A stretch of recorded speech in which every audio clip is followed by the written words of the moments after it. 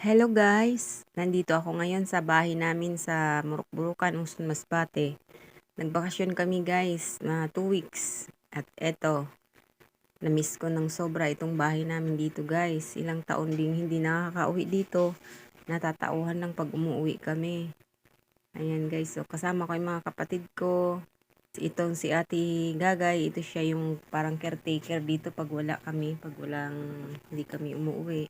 Siya yung nagdamo-damo dito, naglilinis-linis para hindi tirahan ng mga ahas, mga gagamba yung bahay guys. Ayan. Tapos ito namang isa kong kuya, nandito rin, kasama ko siya galing Manila. Dito rin, nagpipicture-picture din at na-miss niya rin itong bahay na to. Ayan guys. Enjoy sa aming paligid sa bahay, ikot-ikot. Ayan ang kuya ko guys. Ayan ang kuya ko, kasama ko galing Manila. Mahulog ka dida, gay. Sige ka ko. Malisod ako sigong guna mo. Di alam na ipato nahulog ka na gali sa bubon. Ka mahilo pa.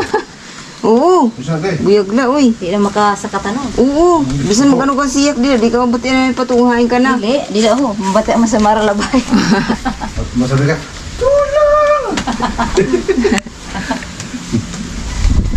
Wala sa to may kapayas kami daday ho.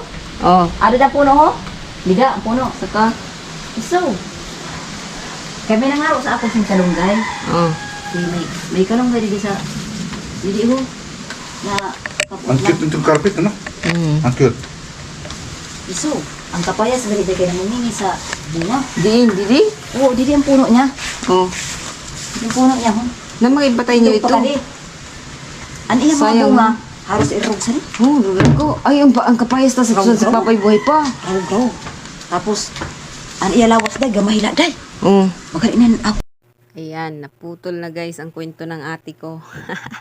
Masyado nang mahaba ang kwento, masyado nang mahaba ang video guys. Kaya ito, picture na lang ako.